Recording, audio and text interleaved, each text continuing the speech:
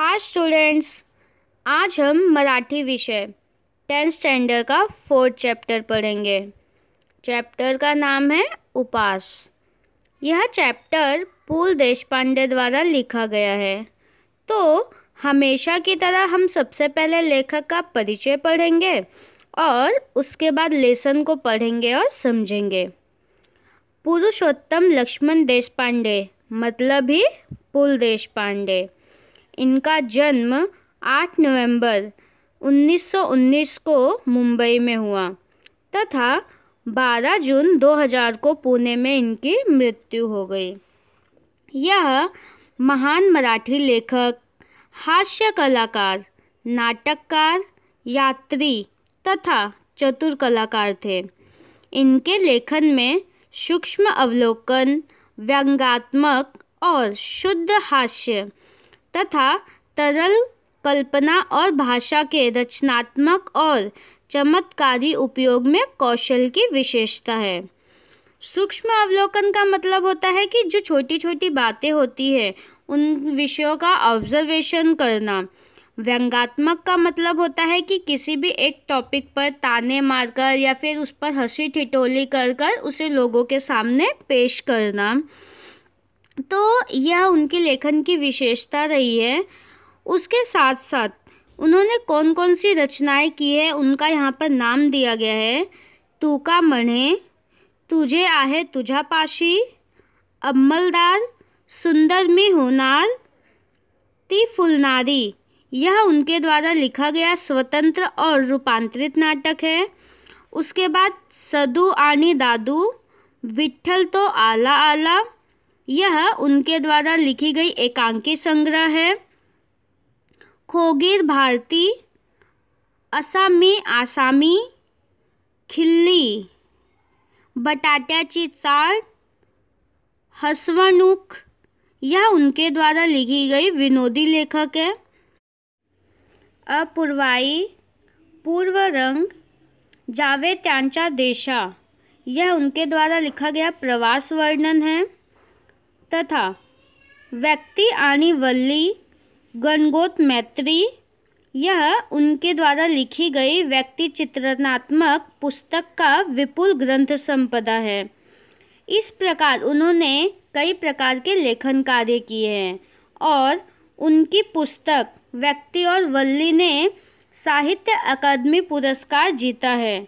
उन्हें भारत सरकार द्वारा पद्म भूषण से सम्मानित किया गया है। उनके द्वारा लिखा गया हम आज जो लेसन पढ़ेंगे उसमें उन्होंने मध्यम वर्ग के व्यक्ति के संकल्प और संकल्प को पूरा करने का एक मज़ेदार चित्रण किया है और संकल्प को पूरा करने वाले लोग कैसे हास्यास्पद हो जाते हैं इसका उन्होंने बहुत ही मज़ेदार तरीके से वर्णन किया है। तो अब हम अपना लेसन शुरू करते हैं। उपास।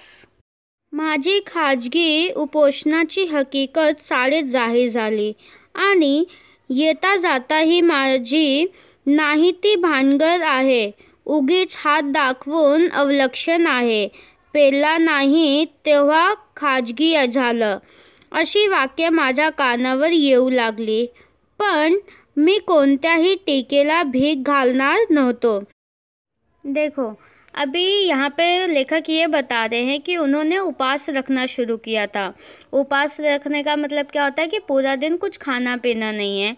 और उनकी ये जो बात है उपास रखने वाली, ये उनकी पर्सनल और व्यक्तिगत बात है, लेकिन फिर भी ये बात उनके पूरी चाल भर में फैल गई। और जब भी वो आते जाते रहते थे तो उनको कुछ ताने सुनाई देते थे, जैसे नाही ती भानगड आहे मतलब नहीं ये सब क्या है, व्यर्थ है या फिर कोई लफड़ा है, कोई गड़बड़ है।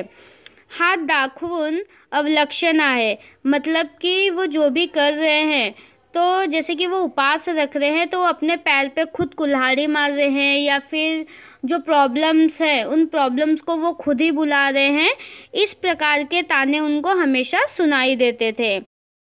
लेकिन यह जो आलोचना है, यह आलोचना उन्होंने किसी से भीख में नहीं मांगी थी। कहने का मतलब उन्होंने अपने उपास के बारे में सामने से कभी भी किसी को बताया नहीं था और ना ही किसी से एडवाइस मांगी थी। लेकिन फिर भी लोगों को जब पता चला तो उन्होंने उनके उपवास रखने की बात पर कोई ना कोई ताने मारना या फिर उनका उपहास उड़ाना शुरू कर दिया था। जैसे कि हम सभी लोग को पता है कि हमने भी देखा है कि हमारे आसपास भी ऐसे बहुत सारे लोग होते हैं जिनको उनके घर में क्या हो रहा है उससे फ़र्क नहीं पड़ता, लेकिन आसपास वाले क्या कर रहे हैं, उनके घर में क्या हो रहा है, उन चीज़ों से उनको बहुत फ़र्क पड़ता है और उनके मामले में दखल अंदाजी करने में उनको बहुत मज़ा आता है या फिर बहुत इंटरेस्ट आता है। सेम उसी प्रकार से लेखक की उपवास की बात उनके पूरे चाल भर में फैल गई और लेखक के आते जाते लोग उन्हें तरह तरह की अलग अलग बातें सुनाने लगे। 181 पौंड रात्र दिवस ते कार्ड माझ्या डोळ्यापुढे नाचत होते. वजन कमी झाले पाहिजे या विचाराने माझी झोप उडाली. झोप कमी झाली तर वजन उतरते या विचाराने मला त्याचेही काही वाटत नव्हते. मी पूर्वीसारखा गाढ झोपात नाही यावर धर्मपत्नीचा मात्र अजिबात विश्वास नव्हता. घोरत तर असतात रात्रभर असा सारखी दुरुत्तरे ती मला करत असे. तो आगे हमें लेखक रीज़न बता रहे हैं उनके उपवास करने का। तो उपवास वो इसलिए कर रहे थे क्योंकि एक बार उन्होंने अपना वज़न किया और वो 181 पौंड के हो चुके हैं, लगभग 82 किलो। तो उनका वज़न इतना ज़्यादा हो चुका है और इसीलिए उन्होंने उपवास करना शुरू किया था, जो बात पूरे चाल भर में फैल गई थी। और वो वज़न कम करने के लिए उपवास कर रहे हैं, इसलिए लोग उन्हें क्या कर रहे थे, अलग अलग तरीके से ताने मार रहे थे। तो जब उनको ये पता चला कि उनका जो वज़न है वो 181 पौंड हो चुका है और जिस कार्ड में उनका ये वज़न लिखकर आया था वह कार्ड रात दिन उनकी आंखों के सामने घूम रहा था, नाच रहा था। अब उनको ऐसा महसूस होने लगा था कि उनको अपना वज़न कम करना चाहिए और इसी वजह से उनकी जो नींद है वो भी पूरी तरीके से उड़ चुकी थी। और उन्होंने ये भी कहीं सुना था कि जब नींद कम हो जाती है या फिर कम सोने से वज़न क्या होता है, कम होता है। और इसी पर वो विचार करने लगे और जिस तरीके से वो पहले गहरी नींद में सोते थे अब उस तरीके से गहरी नींद में सोना उन्होंने बंद कर दिया था। लेकिन वह गहरी नींद में नहीं सोते हैं, इस बात को लेकर उनकी पत्नी को बिल्कुल भी विश्वास नहीं था और वह हमेशा अपने पति को बोलती रहती थी कि लेखक क्या करते हैं, हमेशा खर्राटे मार के सोते रहते हैं। खर्राटे मार के सोना मतलब बहुत ही गहरी नींद में सोना। तो लेखक की पत्नी का कहना यह था कि लेखक हमेशा खर्राटे मारकर सोते रहते हैं, यानी अभी भी वह गहरी नींद में सोते हैं। 2 महिन्यात 50 पौंड वजन कमी करून दाखवेन तर खरा, अशी भीष्म प्रतिज्ञा करून मी आहारशास्त्रावरच्या पुस्तक डोके घालून लागलो. प्रोटीनयुक्त पदार्थ, चरबीयुक्त द्रव्ये वगैरे शब्दा बदललीच माझी आस्था वाढू लागली. साऱ्या ताटातले पदार्थ मला न दिसता नुसत्या कॅलरीज मला दिसू लागल्या. आणि आनंदाची गोष्ट अशी की वजन उतरवण्याच्या शास्त्रात पारंगत झालेल्या तज्ज्ञ मला रोज दर्जनवारीने भेटू लागले. इतकेच काय, परंतु ज्या आमच्या शाळेतल्या लोकांनी माझ्या उपाशीची अवहेलना केली होती त्यांनीच मला डाएटचा सल्ला दिला. उदाहरणार्थ शोकाजी तिर्लोकेकर. तुला सांगतो मी पंत, डाएट कर, बटाटा सोड, बटाट्याचा नाव काढू नकोस. लेखक अपने वजन बढ़ने को लेकर और लोगों की तरह तरह की बात सुनकर बहुत ही परेशान हो चुके थे और इसीलिए उन्होंने एकदम कड़क फैसला लिया कि चाहे जो भी हो जाए लेकिन वह 2 महीने के अंदर अपना जो वज़न है वो लगभग 50 पौंड कम करके दिखाएंगे।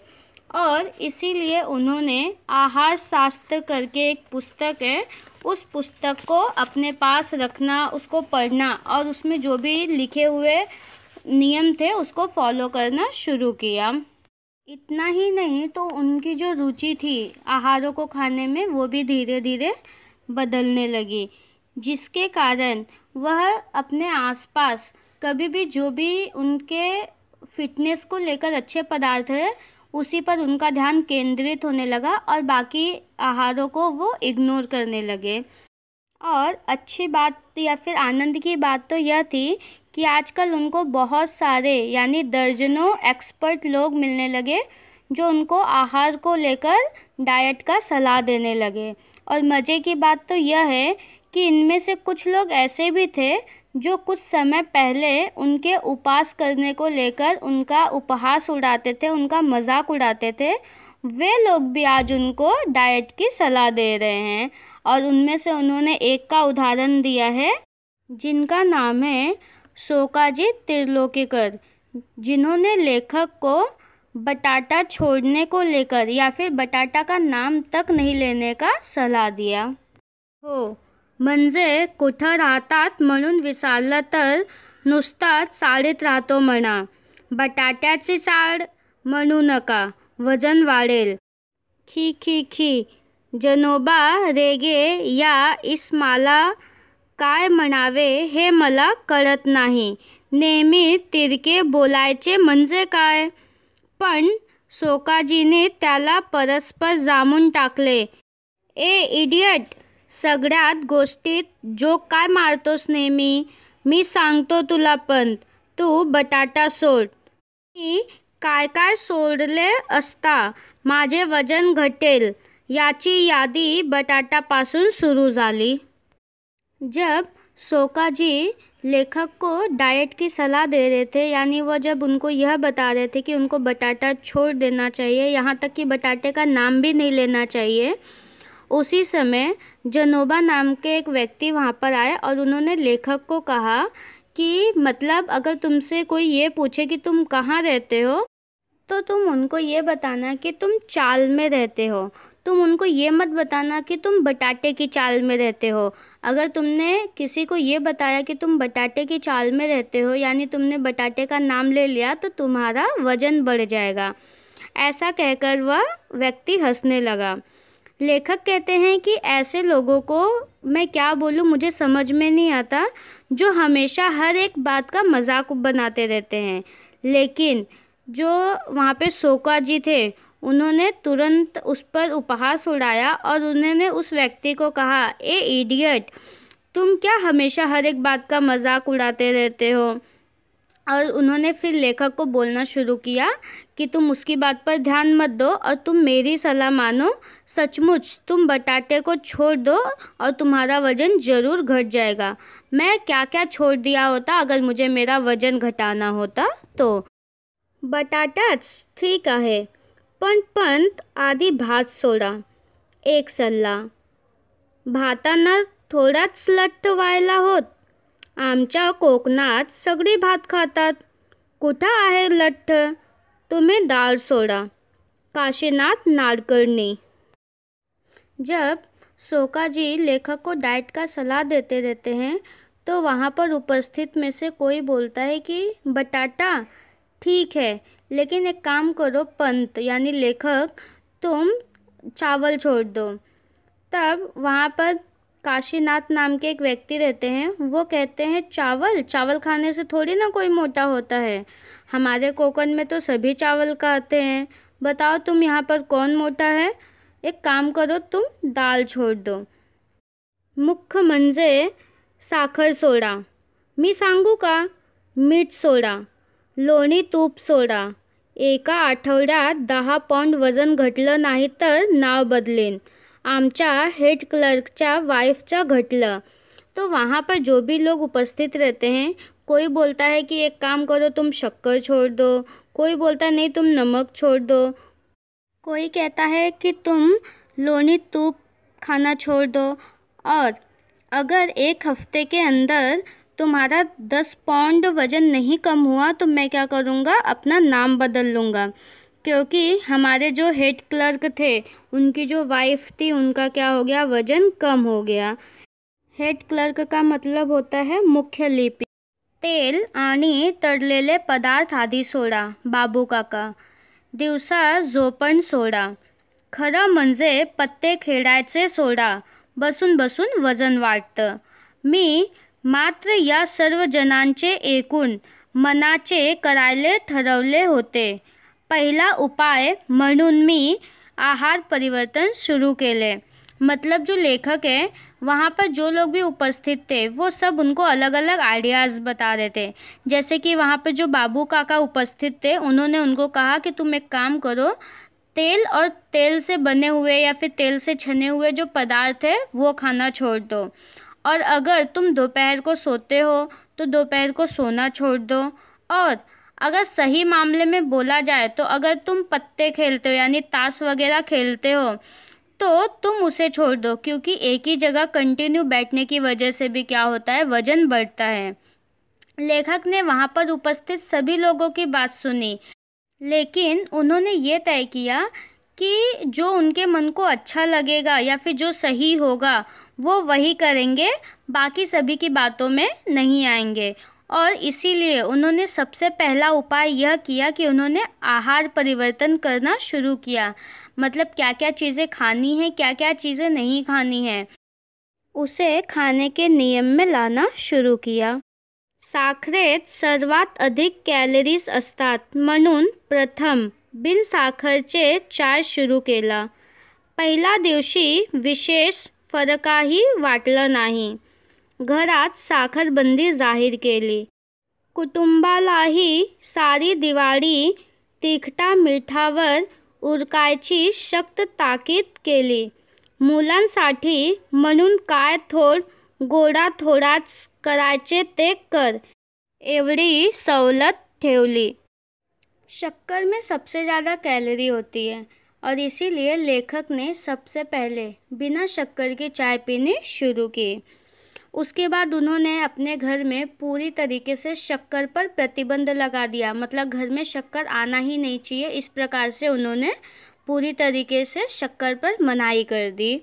साथ में दिवाली के दिन जो भी तीखा मीठा चीज़ें होती है वो सब बंद कर दी। सिर्फ बच्चों के लिए कुछ बनाना है तो उतना बना सकते हैं, इतना सहूलियत उन्होंने दे दिया। पहिल्या दिवशी मला फरक जाणवायला लागला। भात अजिबात वर्ज्य करणे अवघड होते, म्हणून फक्त पहिला भात आणि ताक भात ठेवून मधला भात वर्ज्य केला। नुसती उकलेले पालेभाजी खाणे कसे जमणार हा विचार किती पोकळ होता याचा अनुभव ती खाल्ल्यावर आला, आणि नेहमी भाजीत ही निराळे काय करते याचा अजूनही अंदाजा आला नहीं। लेखक को पहले दिन से ही डाइट का थोड़ा बहुत फ़र्क समझ में आने लगा। चावल एकदम से छोड़ना उनके लिए बहुत ही मुश्किल था, इसीलिए उन्होंने सिर्फ जो दोपहर का चावल था वो खाना बंद कर दिया। उसके साथ साथ लेखक को जो पत्ती वाली सब्जियां होती हैं उसको उबाल के खाना, यह जो उनकी सोच थी वो बहुत ही खोखली थी, क्योंकि इस प्रकार से कोई कैसे खा सकता है इसका अंदाज़ा जब उन्होंने पहले डाइट के दौरान उबाली हुई सब्जियां खाई तब उनको समझ में आने लगी। लेकिन रोज़ की बनाई हुई सब्जियों में ऐसी क्या खासियत होती है ये उनको समझ में अभी भी नहीं आ रहा था। पहिल्या दिवशी सुरळीत गेला आणि दुसऱ्या दिवशी व्रतभंगाचा प्रसंग आला। पहिल्या दिवशी निम्म्याहून अधिक कचेरीला माझ्या वजन घटवण्याचे व्रतीच्या वार्ता गेली होती, परंतु दुसऱ्या दिवशी आमच्या अण्णा नाडगौडाला प्रमोशन मिळाल्याची वार्ता आली आणि त्याने साऱ्या सेक्शनाला पार्टी दिली। लेखक का पहले दिन का डाइट बहुत ही सुचारू रूप से, बहुत ही नियमित रूप से चला, लेकिन दूसरे दिन ही उस पर एक विराम लगने वाला था, वह व्रत भंग होने वाला था। क्योंकि पहले दिन लेखक के आधा से ज़्यादा कार्यालय के लोगों को उनके व्रत के बारे में पता चल चुका था, वजन घटाने की प्रतिज्ञा के बारे में पता चल चुका था। लेकिन दूसरे दिन ही एक खबर आती है कि उनके कार्यालय में काम करने वाले जो अन्ना नटगौड़ा थे उनको प्रमोशन मिली है, और उस प्रमोशन के दौरान वो उनके पूरे सेक्शन को, मतलब जो उनका कार्यालय है उस कार्यालय के पूरे विभाग को, जिस विभाग में वो काम करते हैं, सबको वो प्रमोशन के दौरान पार्टी दे रहे हैं। और इसी चक्कर में अब लेखक का जो उपवास है वो भंग होने वाला था। कॅन्टीनच्या आचार्याने तर माझ्या डाएटवर सूड घालायचे असे ठरवून पदार्थ केले होते। बरे, ना खावे तर अण्णा नाडगौडाला वाईट वाटणार। बिचारा 6 वर्षांनी एफिशियन्सी 12च्या जाळ्यातून बाहेर पडला होता।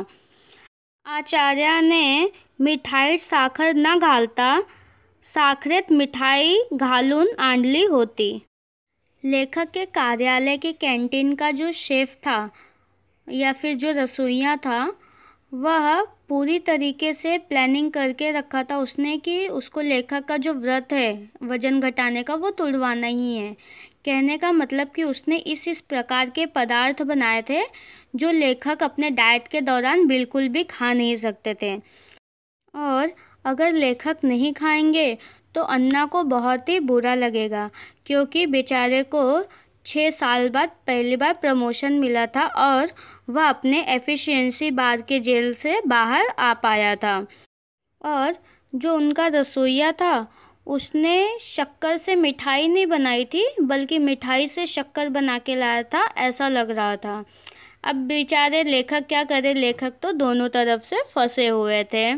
घासा घासा गणिक सहस्त्रवधी कॅलरीज पोटात चालल्या होत्या, त्यामुळे खाल्लेल्या गोड लागत नव्हते।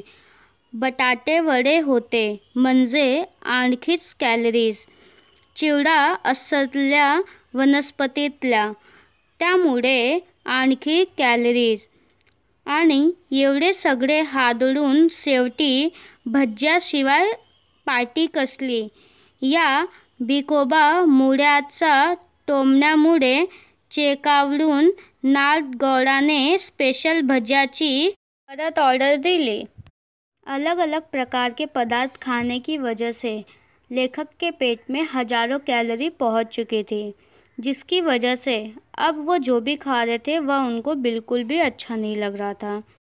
बटाटे वड़े, असली वनस्पति के चिवड़े और वहाँ पे जो भी चीज़ें बनी हुई थी वो खाने के बाद लेखक की कैलोरी बढ़ने ही वाली थी।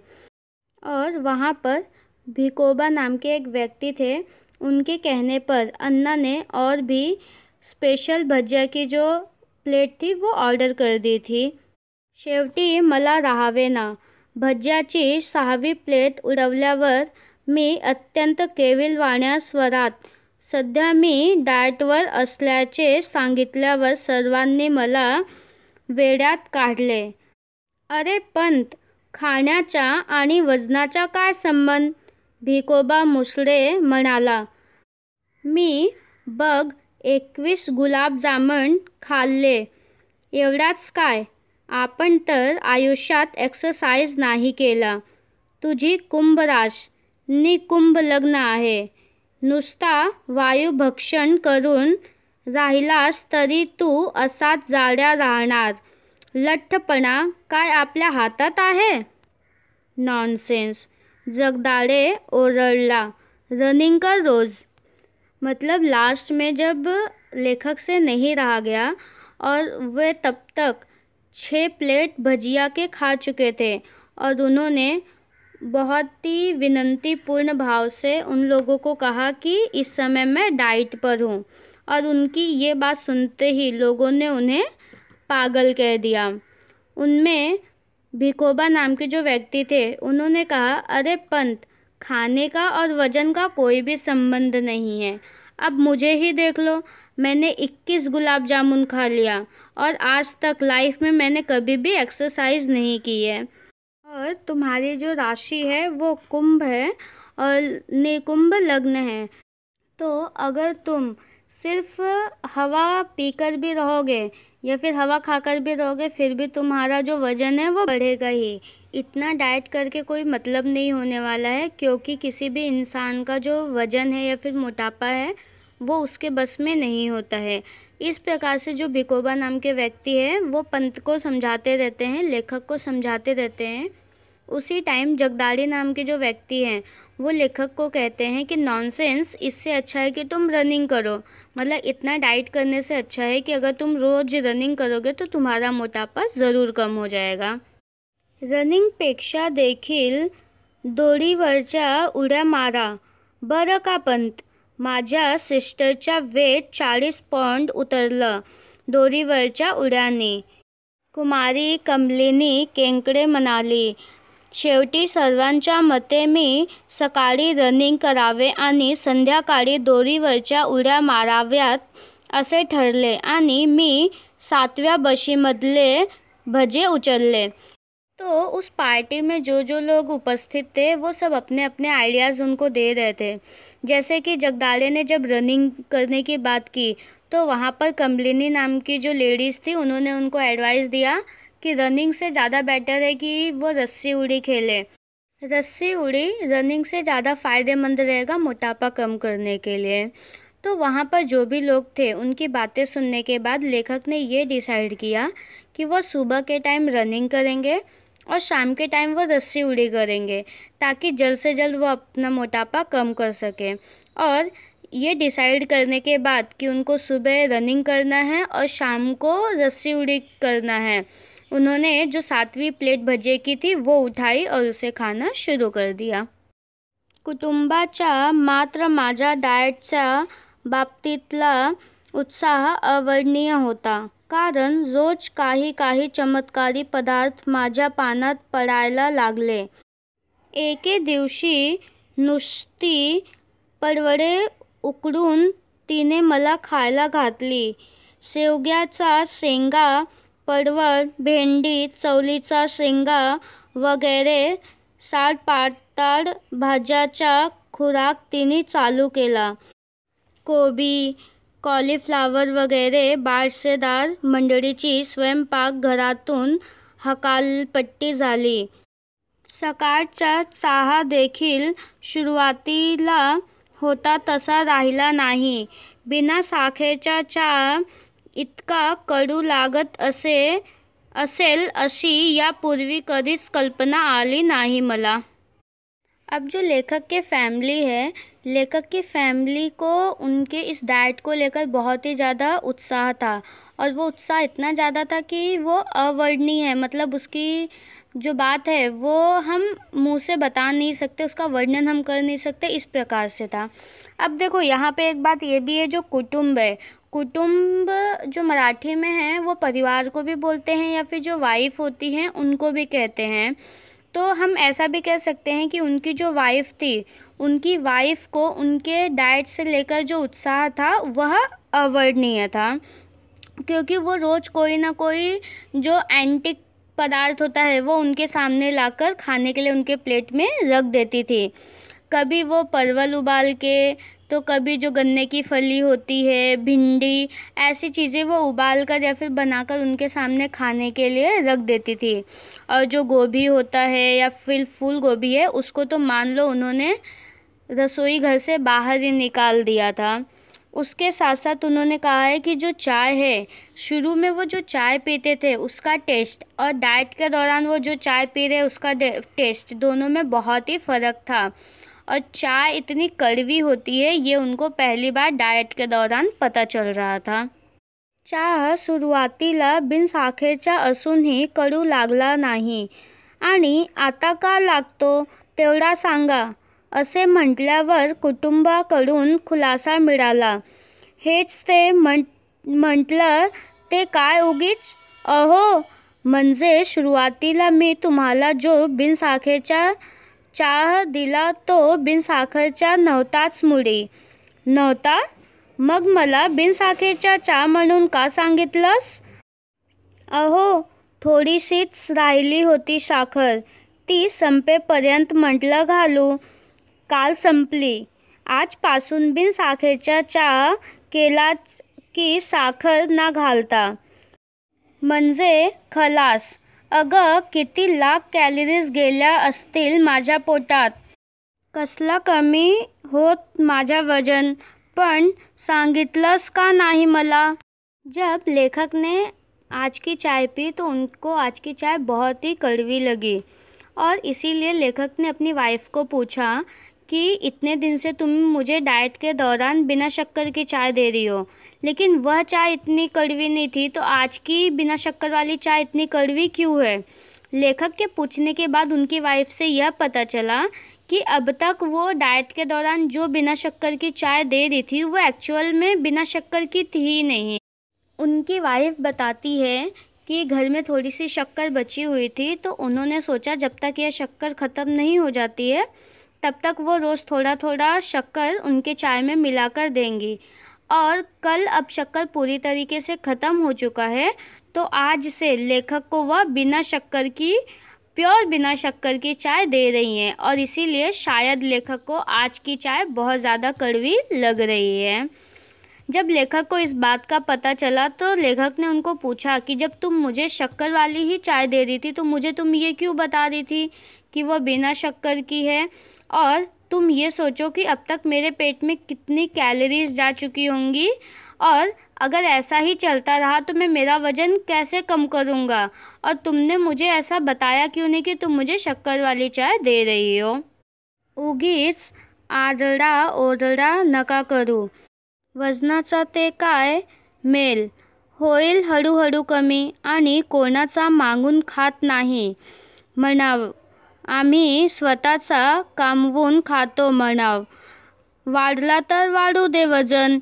मुलांना देण्यासाठी लाडू काढून बशीत ठेवत आणि माझ्या वजनक्षय संकल्पाला आणखी नवे सुरंगू लावीत ती उद्गारली. लाडू कशाला केलेस. साखर असेल त्यात. इश्श, साखरशिवाय लाडू आमच्या नाही घराण्यात केली कुणी. तात्पर्य, चहा बिना साखरेचा होता हे खरे, परंतु लाडवाच्या रूपाने काही कैलोरीज पोटात गेल्याच. जब लेखक अपनी वाइफ को ये कहते रहते हैं कि तुम बिना शक्कर वाली चाय कहकर मुझे इतने दिन से शक्कर वाली चाय पिला रही हो, तुमने मुझे ये सब बताया क्यों नहीं, और तुम्हारी ऐसी गलती की वजह से मैं मेरा मोटापा कैसे कम कर पाऊँगा. पता नहीं अब तक मेरे पेट में कितनी कैलोरीज चली गई होंगी. तो उनकी वाइफ कहती है कि आप बिना वजह का परेशान मत होइए या फिर चिल्लाइए नहीं. अब ये वजन है तो वो धीरे धीरे कम हो जाएगा. और वैसे भी आपको तो यह कहना चाहिए कि मतलब वज़न बढ़ रहा है तो बढ़ने दो, मैं तो खाऊंगा. और मैं किसी से मांग कर थोड़ी ना खा रहा हूँ, मैं तो अपनी कमाई का खा रहा हूँ. तो उसमें वज़न अगर बढ़ भी रहा है तो दिक्कत क्या है. ऐसा कहते हुए उनकी जो वाइफ है वो बच्चों को देने के लिए लड्डू निकालकर प्लेट में रखती है. और लेखक का वज़न कम करने को लेकर जो योजना है उसको तोड़ने का प्लान करते हुए इस तरीके से बोलती है. लड्डू देखते ही लेखक कहते हैं कि तुमने लड्डू क्यों बनाए, इसमें भी शक्कर होगा. तो उनकी वाइफ कहती हैं कि अरे मेरे पूरे ख़ानदान में किसी ने बिना शक्कर के लड्डू नहीं बनाए, तो मैं कैसे बनाती. अपनी वाइफ की बात सुनकर लेखक को इस बात का अंदाज़ा लग गया कि चाय भले ही बिना शक्कर की हो, लेकिन लड्डू की वजह से थोड़ी ना थोड़ी जो कैलोरी है वो उनके पेट में पहुंच चुकी है. दोरीवरच्या उड्याचा फक्त एकदा प्रयत्न केला व पहिली उडीच शेवटची ठरली, कारण 8x10च्या आमच्या दिवाणखान्यात प्रथम दोरी संपूर्ण फिरवणे अवघड. एकदा डोक्यावरून दोरी पलीकडे गेली ती ड्रेसिंग टेबलावरच्या तेलांच्या व औषधांच्या बाटल्या खाली घेऊन आली. दुसऱ्यांदा अर्धवट गॅलरी आणि अर्धवट घरात राहून दोरी फिरवली ती आचार्य बव्याच्या गळ्यात. त्यांचा माझ्यावर आधीच राग होता. मी उपास करतो हे कळल्यावर चाळीतली सारी मंडळी समाचाराला येऊन गेली. परंतु आचार्य बाबा बर्वे शेजारच्या खोलीत असूनही आले नाहीत, कारण उपास हे त्यांचा खास राखीव कुरण होते. लेखक कहते हैं कि रस्सी कूदने की कोशिश उन्होंने सिर्फ एक बार की और उनकी पहली छलांग ही आखिरी छलांग थी, क्योंकि उनके 8 गुना 10 के रहने वाले कमरे में पहली रस्सी को पूरी तरह से मोड़ना मुश्किल था. एक बार जब रस्सी उनके सर के ऊपर से चली गई तो वह ड्रेसिंग टेबल से तेल और दवाई की बोतल भी ले आई. और दूसरी बार जब लेखक आधी गैलरी और आधे घर में रस्सी घुमा रहे थे तो वो रस्सी जाकर आचार्य के गले में अटक गई. और लेखक कहते हैं कि जो आचार्य बर्वे हैं वो पहले से ही उनसे नाराज़ थे, और जब उन्होंने यह सुना था कि लेखक ने उपास रखा है तो पूरे गली के लोग उनसे मिलने के लिए, समाचार लेने के लिए उनके घर पर पहुँचे. लेकिन आचार्य बाबा बर्वे वो बाजू के ही अगले कमरे में रहते थे, लेकिन फिर भी वो लेखक के पास नहीं आए, क्योंकि उपास को लेकर उनकी जो सोच थी वो कुछ अलग ही थी. उपास को लेकर आचार्य की सोच कुछ विशेष तरह की थी और इसीलिए वह लेखक से नाराज थे.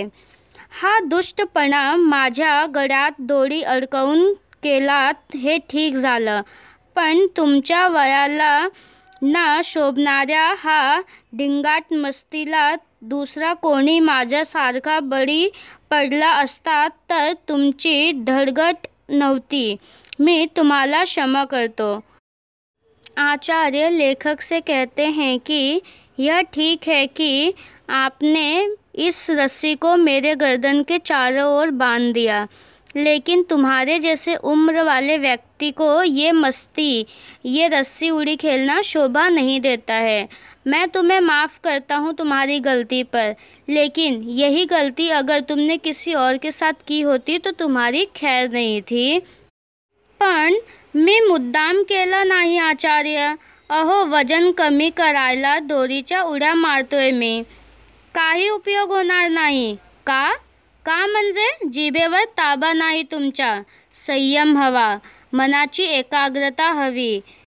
त्यासाठी प्रथम म्हणजे काही गोष्टी सोडाव्या लागतील.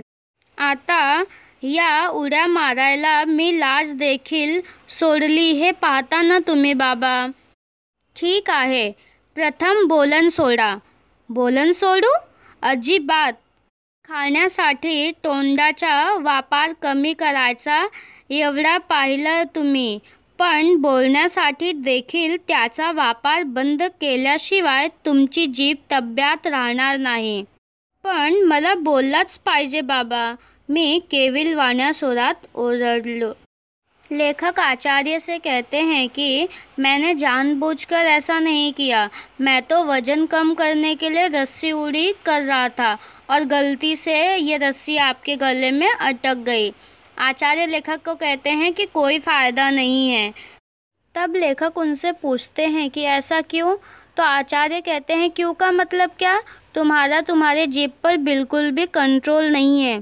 अगर तुम्हें वज़न कम करना है तो जीभ के कंट्रोल के साथ साथ तुम में धैर्य होना चाहिए. तुम्हारे मन में एकाग्रता की ज़रूरत है. इसके लिए पहले तुम्हें चीज़ों को छोड़ना होगा. तब लेखक उनको कहते हैं कि आप देख ही रहे हो, मैंने रस्सी उड़ी खेलने के लिए शर्म छोड़ दी है. तो आचार्य कहते हैं वो ठीक है, लेकिन उसके साथ साथ तुम्हें बात करना भी बंद करना पड़ेगा. लेखक पूछते हैं बोलना भी छोड़ूं? तो आचार्य कहते हैं हाँ ज़रूर, क्योंकि मतलब तुम खाने के लिए तो जीभ का उपयोग कम कर रहे हो, लेकिन जब तक तुम बोलने के लिए जीभ का उपयोग कर रहे हो तब तक तुम्हारा जीभ नियंत्रण में नहीं रहेगा. तब लेखक उनसे विनंती करते हैं कि मुझे बोले बिना नहीं रहा जाएगा, मुझे बोलने के लिए तो चाहिए ही. का पण एवढा संयम नाही तुमच्यात? मौनाचा सामर्थ्य मोठा आहे. मौन ही शक्ती आहे. मौन ही उड्या मारायच्या माझ्या दोरीचे एक टोक हातात धरून बाबा 1 तास मौनचा महत्त्व या विषयावर बडबडत होते. शेवटी त्यांचा वाक्यप्रवाह अडकवून मी ओरडलो, पण बाबा, मी बोललो नाही तर खाऊ काय? म्हणजे बोलायचे आणि खायचे संबंध काय? मी टेलिफोन ऑपरेटर आहे. बाबा, दिवसभर बोलवायच लागतं मला. मग कसलं वजन उतरवणार तुम्ही? अत्यंत करुणापूर्वक कटाक्ष टाकून बाबा गेले आणि त्यांच्या गळ्यात पडलेली दोरी मगाशी मी गच्च आवडली का नाही या विचाराने मला पश्चाताप झाला. जब लेखक आचार्य से कहते हैं कि मुझे बोलना ही पड़ेगा, तो आचार्य उनको पूछते हैं, पर क्यों? आपके पास इतना धैर्य नहीं है. मौन की शक्ति महान है. मौन एक शक्ति है. शांति.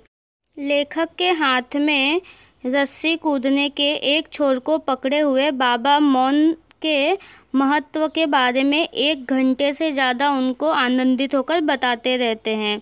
लेकिन लास्ट में लेखक उनको रोकते हुए कहते हैं कि लेकिन मैं अगर बोलूँगा नहीं तो मैं खाऊँगा कैसे?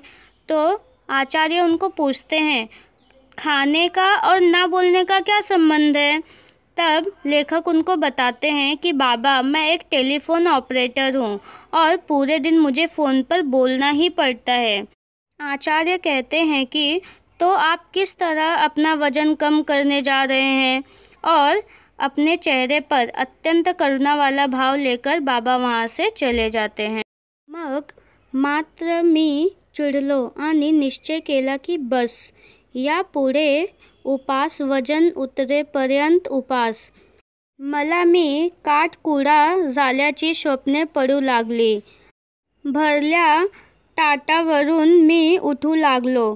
बिन साखरेचा आणि बिन दुधाचाच काय, पण बिन चहाचा देखील चहा मी पिऊ लागलो. साखर पाहिले की माझ्या अंगाचा तिळपापड होऊ लागला. केवळ फळावर मी जगू लागलो. लिंबाचा रस तर मला अमृतसारखा वाटू लागला. धारोष्ण दुधासाठी मी अधूनमधून अंधेरीच्या गोठ्यात जाऊ लागलो. दोरीवरच्या उड्या केवळ खालच्या मंजलावरील मंडळीच्या दुष्टपणाने वा आकसाने केलेले तक्रारीमुळे थांबवाव्या लागल्या. 10 उड्या पाय न अडकता मारण्यापर्यंत मी पोचलो होतो. कचेरी सुटली की मी गिरगाव रस्त्याने धावत येऊ लागलो. केवळ पौष्टिक आणि सात्विक आहार सुरू केला. जवळजवळ 10-12 दिवस हा कार्यक्रम चालू होता. माझ्यातला फरक मलाच कळत होता. लहान मुले बी पेरले की रोप किती वाढले हे रोप उपटून पाहतात, त्याचप्रमाणे रोज संध्याकाळी काट्यावर वजन करावे असे वाटत होते मला. पण मी ती इच्छा दाबून धरले. बरोबर 1 महिन्याने मी वजन करणार होतो. 1 महिनाभर तुपाचा थेंब माझ्या पोटात जाणार नव्हता. केवळ दूध. दुर्दैवाने रोज गाईचे धारोष्ण दूध मिळण्याची सोय नव्हती, पण एकूण आहारव्रत जोरात चालू ठेवले. आचार्य की बातें सुनने के बाद लेखक पूरी तरीके से चिढ़ गए और उन्होंने निश्चय किया कि बस अब बहुत हुआ. इसके आगे से उपास, और जब तक वजन कम नहीं कर लेता हूँ तब तक उपास.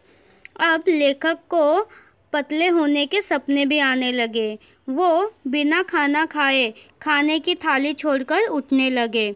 बिना शक्कर और बिना दूध का क्या, वो तो बिना चाय के चाय पीने लगे.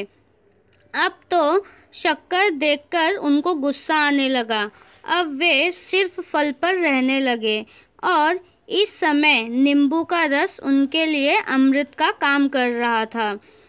धारोष्ण दूध मतलब फ्रेश दूध या तुरंत निकाला गया जो दूध होता है, वो लेने के लिए वे अंधेरी के गोठे पर जाने लगे।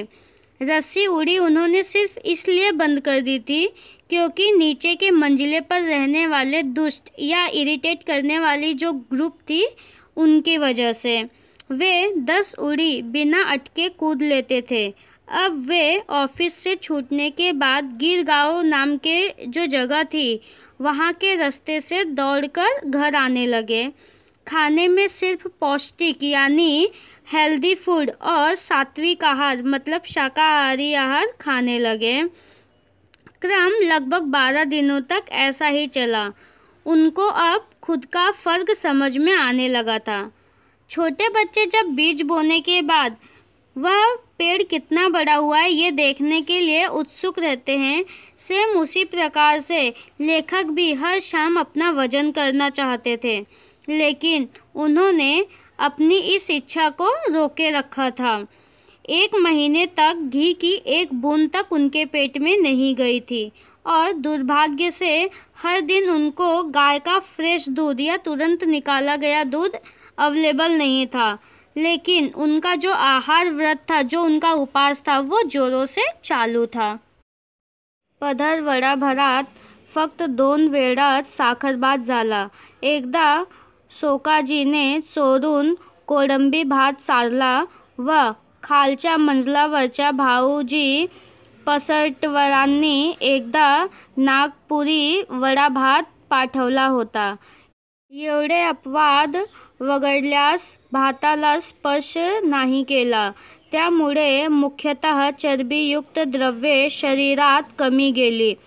माझ्या एकूण निश्चय पाहून चाळीतल्या मंडळीचे आदर दुणवल्याचे माझ्या सूक्ष्म नजरेतून सुटत नव्हते। जी मंडळी माझ्या डाएटची आणि उपासाची चेष्टा करत होती त्यांनीच पण फरक दिसतो अशी कबुली द्यायला शुरुआत केली। लेखक कहते हैं कि सिर्फ 15 दिनों में 2 बार ऐसा हुआ होगा कि उन्होंने शक्कर भात खाई होगी। एक बार तो शोकाजी नाम के जो व्यक्ति हैं उन्होंने चुपके से कोसंबी डालकर जो बिरयानी बनाते हैं ऐसा चावल उनको खिला दिया था। और दूसरी बार लेखक के निचले वाले मंजिल पर एक भाऊजी रहते थे, उन्होंने लेखक को वड़ा भात, नागपुरी वड़ा भात जो होता है वो भेजा था। तो बस यही 2 बार को छोड़कर लेखक ने चावल को एक बार भी हाथ नहीं लगाया था। लेखक वजन कम करने के लिए उपास कर रहे हैं या फिर कोई भी एफर्ट डाल रहे हैं, इस चीज़ को देखने के बाद बहुत सारे उनके चाल की जो मंडली थी उन लोगों ने उनके साथ गलत व्यवहार किया था जो लेखक के नज़र से जा नहीं रहा था। लेकिन अब ऐसा समय आ गया था कि वही मंडली जो उनका कुछ समय पहले उनके डाइट का, उनके उपास का या फिर उनका मजाक उड़ाती थी, आज वही उनको कह रही थी कि पंत तुम्हें देखकर फ़र्क दिख रहा है कि तुम्हारे डाइट का कुछ असर तुम पर पड़ रहा है। और उन लोगों ने इस चीज़ को कबूल किया था कि सच में लेखक के डाइट का उनके शरीर पर असर दिखाई दे रहा है। जनोबा रेग्यासारख्या अत्यंत कुचकट शेजाऱ्यालाही पंत भलतेच काय हो रोडावलेत असे मान्य करावे लागले। मंडळीच्या प्रशस्तीने मला भीती वाटत होती, ती एकाच गोष्टीची म्हणजे मूठभर मांस वाढवण्याची। पण असली तुरळक तारीफ ऐकून मी चढण्यासारखा नव्हतो।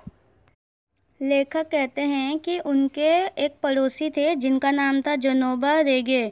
वो जो थे ना वो बहुत ही अपने आप को ओवर स्मार्ट समझते थे या फिर खड़ूस टाइप के थे जो अपने आगे किसी को कुछ नहीं समझते थे। ऐसे व्यक्ति को भी ये मानना पड़ा कि हाँ सच में लेखक दुबले पतले दिख रहे हैं। तो जनोबा जो थे उन्होंने भी लेखक को कहा कि अरे पंत क्या बात है, आजकल तुम बहुत ही पतले दिखाई दे रहे हो या फिर तुम्हारा वज़न कम होता हुआ दिखाई दे रहा है। इस बात को उनके जैसे जो ओवर स्मार्ट व्यक्ति है उनको भी मानना पड़ा। उसके साथ साथ लेखक को सिर्फ एक ही बात का डर था कि यहाँ पर जो लोग पहले उनका मजाक उड़ाते थे आज वो उनकी इस तरीके से तारीफ़ कर रहे हैं कहीं उनकी वजह से मेरा वज़न फिर ना बढ़ने लगे। लेकिन लेखक ने इतना दृढ़ निश्चय कर लिया था कि उनको पतला होना ही है, तो उनको ऐसे फालतू जो बोलते हैं ना तारीफ़, उनका कोई भी फ़र्क पड़ने वाला नहीं था, या फिर वो उनकी तारीफ़ को सुनकर चने के झाड़ पे चढ़ने वालों में से नहीं थे। इतक्या असामान्य मनोनिग्रह आणि जीवा नियंत्रण नंतर कमीत कमी 20 ते 25 पौंड तरी माझे वजन घटले पाहिजे अशी माझी खात्री होती व त्या खात्रीने मी आमच्या ऑफिस समोरच्या वजनच्या यंत्रावर पाय ठेवला आणि अंडले टाकून टिकटी काढले। महिन्यापूर्वी याच यंत्राने माझे वजन 181 पौंड दाखवले होते। 1 महिन्याचा उपास, निराहार, शास्त्रोक्त आहार, दोरीवरच्या उड्या इत्यादी उग्र साधना केल्यावर आज टिकटीवर वजन। लेखक कहते हैं कि इस तरह इतना मन दबा के रखने के बाद, अपने जीभ पर नियंत्रण रखने के बाद मेरा वज़न कम से कम 20 से 25 पौंड कम होना चाहिए, ऐसा मुझे लग रहा था। और इसी को कंफर्म करने के लिए वो अपने ऑफिस के यहाँ पर जो भी वज़न करने वाला मशीन था वहाँ पर गए और उस पर पैर रखे। 1 महीने पहले उन्होंने उसी मशीन से अपना वज़न नापा था, तब उनका वज़न उनको 181 पौंड मिला था। और जब इस बार उन्होंने अपना पैर उस पर रखा और उसमें से टिकट निकाली, तो वह ये देखना चाहते थे कि उनका जो इतने दिन का उपास था, जो खाने का उन्होंने परिवर्तन किया था, रस्सी उड़ी खेली थी, इतना साधना करने के बाद आज उनके टिकट में कितना वज़न आया होगा। मिनिटभर माझा विश्वासच बसेना। 192 पौंड आणि भविष्य होते। आप बहुत समझदार और गंभीर है। हल्ली मी वजन आणि भविष्य या दोघी गोष्टींची चिंता करायचे सोडून दिले आहे आणि विशेषतः डाएटच्या आहारी तर या जन्मात जाणार नाही। छे वजनाचा मार्ग भलत्याच काट्यातून जातो। मतलब लेखक ये कह रहे हैं कि जब उन्होंने टिकट निकाला और उन्होंने उस टिकट पे अपना वज़न देखा, तो कुछ समय तक तो उनको विश्वास ही नहीं हो रहा था। उन्होंने देखा उनका वज़न 181 पौंड से लेकर 192 पौंड हो चुका है और साथ ही उस टिकट पर भविष्य लिखा था कि आप बहुत ही समझदार और गंभीर है। अब जो वज़न उनका 181 यानी 181 पौंड था, वो अब बढ़कर 192 पौंड हो चुका था। मतलब पूरे महीने भर इतना डाइट करने का कोई भी फ़ायदा नहीं हुआ और इसीलिए लेखक ने अब सोच लिया कि वो वज़न का या फिर भविष्य, इन चीज़ों की कभी भी कोई चिंता नहीं करेंगे। लेखक ने वज़न और भविष्य ये दोनों की चिंता पूरी तरीके से छोड़ दी और अब वह सोच चुके हैं कि इस जन्म में तो उनसे ये डाइट या फिर आहार जमने वाला नहीं है। और इतना सब कुछ करने के बाद ये जो कांटे पे उन्होंने अपना वज़न किया, उसके बाद वज़न सच में कम हो सकता है कि नहीं, यह जो रास्ता है वो उनका क्लियर हो गया और उन्होंने वज़न के बारे में पूरी तरीके से सोचना छोड़ दिया। यह लेसन बटाट्याची चाळ लेखक के इस विनोदी संग्रह से ली गई है। लेखक के वज़न कम करने के संकल्प को सुनकर उनके आसपास के लोग, उनकी वाइफ, उनके कचहरी में रहने वाले लोग जो उनके साथ काम करते थे, सभी ने अपनी अपनी सलाह देनी उनको शुरू की और उन सभी की सलाह मानने के बावजूद उनकी ये जो गंभीर समस्या थी या फिर गंभीर संकल्प था, वह सिर्फ एक हंसी का पात्र बनकर रह गया। जिस चीज़ को उन्होंने इस लेसन में बहुत ही मज़ेदार तरीके से, रोमांचक तरीके से हमारे सामने रखा है। आई होप आपको ये लेसन पढ़ने में बहुत ही अच्छा लगा होगा। Thank you.